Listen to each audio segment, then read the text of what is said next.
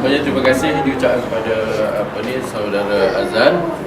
Jadi yang saya hormati kesemua rakan-rakan juga daripada kelab motor fosil, juga rakan-rakan daripada Panasonic, sekolah-sekolah yang berdekatan. Assalamualaikum warahmatullahi taala wabarakatuh. Jadi pertamanya kita kena ucap syukur sangat kepada Allah SWT kerana dengan kekuatan yang Allah SWT berikan kepada kita pada pagi ini, kita telah dapat berkumpul di tempat ini untuk memulakan program Bingkisan Ramadan, ya. Dan alhamdulillah kita sekarang ni sudah pun berada lah, ya, di hari-hari 10 terakhir bulan Ramadan. Dan bulan ini tersangatlah mulia, bulan ini tersangatlah agung. Bulan ini merupakan, ialah kata orang ni, tetamu, ya, tetamu yang cukup kita tunggu-tunggukan, ya.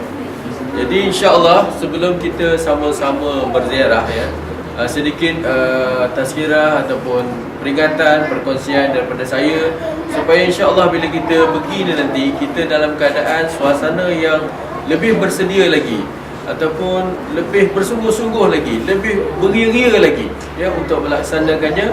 Kerana kita tahu insya-Allah amal yang kita nak lakukan pada hari ini merupakan amal yang besar maknanya, ya, besar maknanya. Dan insya-Allah ianya boleh menjadi satu rangsangan kepada diri kita balik, peringatan kepada diri kita semula, ya. Jadi insya-Allah saya nak mulakan, ya, dengan menyatakan betapa spesialnya bulan Ramadan ini, ya. Memang kita tahu spesial. Inilah bulan yang kita kata kita nak menambah amal kita. Dan kita memang kena tahu sangat bahawa bulan ni lah yang mana, ya, segala ialah bulan yang mana dia sebut dan satu itu bulan untuk mendekatkan diri kita kepada Allah. Mungkin bulan-bulan lain kita terleka, terlalai, ya. Ada perkara-perkara yang patut kita buat sebagai orang Islam, kita tak buat, tidak kita sempurnakan dengan sebaik-baiknya. Tetapi insya-Allah bulan ini adalah bulan yang mana syaitan dibelenggu dan ialah pintu syurga dibuka, pintu neraka ditutup. Suasana yang begitu indah ini boleh memberi ruang kepada kita untuk bersemangat untuk beramal. Sebenarnya kita dapat rasakan bulan Ramadan ini memang kita ada semangat untuk melakukan amal itu sendiri. Sebab Allah SWT telah mewujudkan persekitaran itu sendiri, yang mana kalau seseorang itu nak mendekatkan diri pada Allah SWT, ya, katakan dia buat benda yang sunat, pahalanya sama macam buat perkara yang wajib istimewanya. Dan kalau dia nak mendekatkan diri pada Allah SWT, yang wajib itu, ya, perkara yang wajib itu dia buat untuk mendekatkan diri pada Allah SWT, contohnya solat, ya, maka pahalanya adalah 70 kali ganda.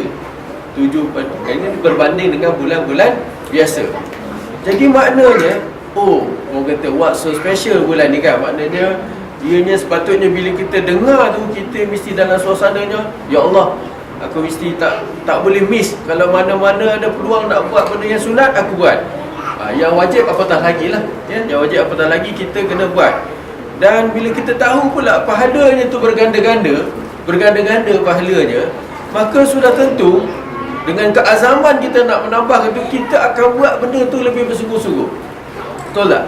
Ya? Kadang-kadang mungkin lain tu kita rasa macam ada sikit macam kualiti tu kurang ke sikit bila kita buat, contohnya solat dah, kan, kurang sikit kualiti dia kat situ ke. Tapi sepatutnya bulan Ramadan ni nak melayakkan pahala yang berganda-ganda tu, mana mungkin kita buat ala kadar je, tapi maknanya mesti kita buat dengan bersungguh-sungguh, ya. Jadi nampak, ya, yang sunat, yang wajib pula 70 kali ganda. Maknanya bukan saya nak kira sangat pahala tu, tetapi ini sebagai satu motivasi kepada kita, insya-Allah, ya. Jadi maknanya kalau inilah maknanya kalau kita beringatkan macam dia kata, maknanya kalau sekali solat jemaah pada bulan Ramadan, dia tu lebih kurang sama dengan seolah-olah kita solat, dikira betul 300 lebih, 386 hari solat penuh 5 waktu tu. Dia bayang sekali solat berjemaah, maknanya kali 27 lah, 27 kali tu sekali solat berjemaah, dia sama macam kita solat 386 hari, lebih macam tu, tak miss. Kadang-kadang mungkin ada termis ke, subuh ke, terlewat bangun ke, atau tersibuk kerja, tertinggal solat dan sebagainya. Jadi tidakkah untungnya, maknanya sepatutnya bila kita dengar je azan, kita meluru-luru nak pergi masjid. Tepat tak? Peluang untuk kita cover balik kekurangan yang berlaku pada bulan-bulan yang sebelumnya. Dan cuba bayangkan kalau katakan malam Lailatul Qadar tu kan, bulan yang mana, hari yang mana lebih baik daripada 1000 bulan. Maknanya yang itu tadi, yang tu 386 tu kali lagi 1000 kali 30 kan. Memang sekali solat berjemaah, dia tu equivalent, sama dengan seolah-olah kita solat 11,340,000 hari. Miss 1, 2, 3, 4, tak bukan miss, penuh, solat penuh selama 11 juta lebih hari. Bayangkan kalau kena pada waktu Lailatul Qadar, ya, Lailatul Qadar tadi. Jadi bayangkan, maknanya saya sebut ni bukan kita nak kira pahala, tak, tetapi sekadar nak membayangkan, ya Allah, kalau kita tak buat, kita tak kejar betul-betul, alangkah ruginya. Ya, sebab kita kadang-kadang, ialah kata orang, mungkin amal kita tak banyak. Inilah untungnya umat Nabi Muhammad SAW, yang mana ada satu bulan yang mana dijanjikan pahala yang berganda-ganda seperti itu, dan sudah pasti kita kena buat betul-betul, ya. Dan satu lagi keistimewaan pada bulan ni, ya, bulan Ramadan ni, sebelum saya cerita pasal ziarah tu, saya juga nak ingat, maknanya ia merupakan bulan untuk kita nak memohon keampunan, ya, keampunan dosa. Sebab itu kita ada satu doa tu, Allahumma innaka afuwun karim tuhibbul afwa fa'fu anna, atau fa'fu anni. Biasa dibaca oleh imam pada masa solat tarawih terutamanya. Allahumma innaka afuwun karim tuhibbul afwa fa'fu anna ya karim. Jadi maknanya ini merupakan antara doa yang apabila ditanya Siti Aisyah, isteri Rasulullah, apa yang dia nak minta kalau bertemu Lailatul Qadar, inilah doa yang dia nak baca, iaitu nak mohon ampun daripada Allah SWT, ya. Jadi dia doa tadi yang bermaksud, ya Allah, Engkau lah Maha Pengampun lagi Maha Mulia, Engkau suka mengampuni, maka ampunilah aku ke kami dan seumpamanya. Pada penyebut Maha Pengampun lagi, Allah Maha Pengampun lagi Maha Mulia, Allah suka, ya, mana Engkau suka mengampuni, maka ampunilah aku, ya. Jadi itu maknanya. Jadi insya-Allah pada 10 malam yang terakhir sambil-sambil kita berziarah dan sebagainya, ini antara doa-doa yang boleh kita baca, insya-Allah, ya. Allahumma innaka afuwun karim tuhibbul afwa fa'fu anna ya karim, ya. Dan dengan bertambahnya amal itu, dengan terampunnya dosa kita itu, maka ianya boleh membebaskan insya-Allah diri-diri kita daripada azab api neraka Allah SWT, ya.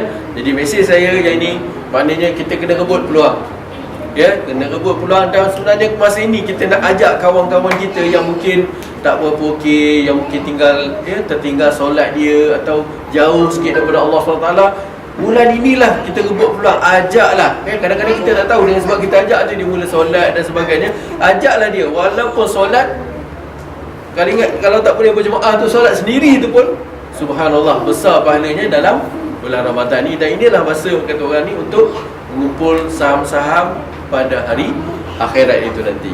Jadi itu pertama yang saya nak sentuh, ya, sedikit tentang bulan Ramadan ini. Dan insya-Allah kita nanti akan berziarah, ya, kita akan berziarah. Jadi saya nak kongsikan beberapa keistimewaan bila kita berziarah ni, ya.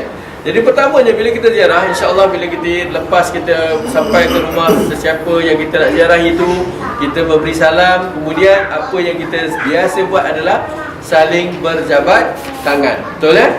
Kita saling berjabat tangan. Jadi mengikut ini hadis Nabi SAW daripada Al-Bara yang bermaksud, tidak ada dua orang Muslim yang bertemu, ya, kita bertemu, kita akan bertemu sesama Muslim, ya, sebentar nanti, lalu kita saling berjabat tangan, ya, lalu kita saling, kecuali kedua-duanya diampuni Allah SWT sebelum berpisah. Maknanya, ya Allah, ya, kita kena rasa ini patutnya beri semangat pada kita bila jumpa, salam dengan orang tu.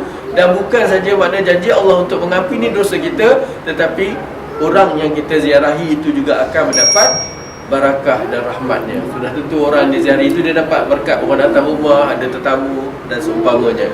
Jadi itu yang pertama, keampunan Allah SWT yang memang kita nak cari-cari dalam bulan Ramadan ni. Ya.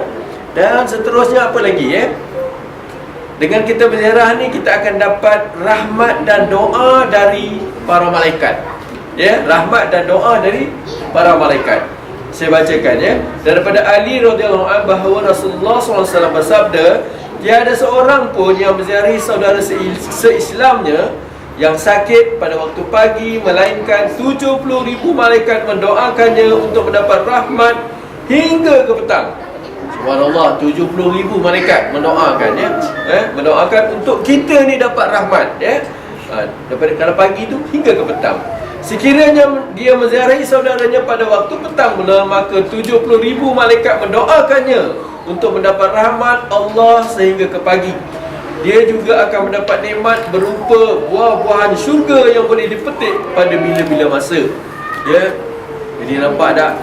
Kita berada di bawah dia kata suasana doa daripada para malaikat ya, yang mendoakan kita tu. Jadi alhamdulillah. Bukan nak kata makna kita kena rasakan ya Allah, kita mengharapkan kita dapatlah doa-doa daripada para malaikat itu sendiri insya-Allah ya. Okey, lagi apa yang kita boleh dapat dengan berziarah tu? Kasih sayang Allah ya. Kasih sayang Allah. Jadi kita tengok sini Rasulullah SAW bersabda, Allah SWT berfirman, maksudnya orang yang berkasih sayang kerana Allah, orang yang saling berziarah kerana aku, orang yang saling membelanja kerana aku. Ingat ya, orang yang berkasih sayang, orang yang saling berziarah, orang yang berbelanja kerana aku, kerana Allah SWT, mereka semua berhak mendapat kasih sayangku. Riwayat Ahmad ya. Jadi nampak tak betapa beruntungnya insya-Allah aktiviti yang bakal kita buat untuk dapat rahmat, untuk dapat kasih sayang, untuk dapat keampunan daripada Allah Subhanahu Wa Taala. Ya, setidak-tidaknya sekarang kita bertambah lagi motivasi untuk pergi tu ya, untuk pergi untuk melaksanakan program berziarah dalam bingkisan Ramadan ini insya-Allah. Dan saya kira juga bila kita berziarah nanti insya-Allah mungkin ada grup-grup ataupun mana kita akan bertemu dengan orang-orang yang sakit. Ada orang-orang yang sakit ya, orang yang sakit. Jadi di sini kita motivasikan diri kita lagi ya. Dia kata ziarah orang sakit bagaikan menziarahi Allah SWT. Subhanallah. Ziarah orang sakit bagaikan menziarahi Allah SWT. Jadi maksudnya daripada Abu Hurairah radhiyallahu anhu katanya Rasulullah SAW bersabda, sesungguhnya Allah SWT berfirman pada hari kiamat, wahai anak Adam, aku sakit, mengapa engkau tidak menziarahi aku? Berkata seorang hamba, wahai Tuhan, bagaimana aku boleh menziarahimu sedangkan engkau merupakan Tuhan pentadbir seluruh alam? Lalu Allah SWT berfirman, sesungguhnya hambaku yang bernama Fulan sakit dan engkau tidak menziarahinya. Ketahuilah, sekiranya engkau menziarahinya, nescaya engkau akan mendapatiku di sisinya. Maksud Sauban yang ni tentang hadis ni, iaitu khadam Rasulullah SAW berkata bahawa Rasulullah SAW bersabda, siapa yang menziarahi orang sakit di dalam keadaan sentiasa menuai kebun hingga balik. Jadi daripada hadis ini tadi, maknanya ziarah kita pada orang sakit tu seolah-olah kita menziarahi Allah SWT itu sendiri punya kehebatan ya. Dan hadis yang kedua tu tentang makna menziarahi orang sakit dalam keadaan sentiasa menuai kebun sehingga dia balik. Sebenarnya seolah-olah dalam keadaan beribadat sehingga kita kembali. Kita start sekarang, kita pergilah ziarah. Kalau ziarah tu dapat dalam masa sama seolah-olah kita sedang beribadat sampai kita balik nanti. Itu dia punya kelebihan ya. Kelebihan ini dalam spesifik menziarahi orang yang sakit. InsyaAllah kita akan bertemu dengan mungkin kelompok-kelompok kumpulan kita yang akan bertemu dengan mereka yang sakit ya. Dan akhir sekali ya, sekadar untuk peringatan diri saya dan semua, maknanya adab berziarah sedikit ya. Pertamanya insyaAllah bersihkan niat kita, ikhlas kerana Allah SWT, tiada ada lain sebab ya. Kita tidak mengharapkan apa-apa daripada sesiapa pun.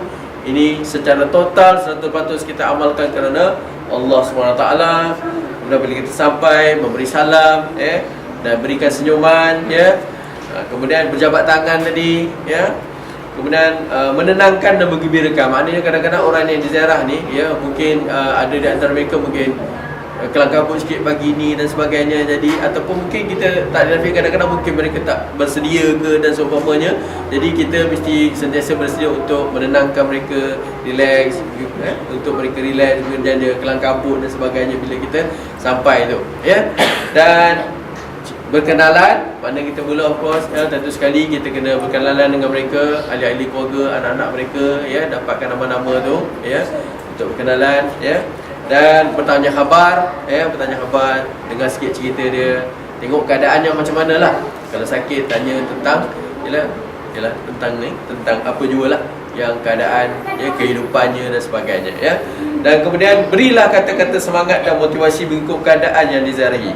Contohnya dia sakit ke, atau mungkin dia sakit tak tapi dalam keadaan yang susah ke, ya. Jadi kita kena sentiasa lah, kalau sakit tu maknanya ini merupakan penebus dosa, kena banyak bersabar, ya. Dia maknanya yang itu tu maknanya galakkan untuk berusaha, ya. Maknanya gitu, ya. Jadi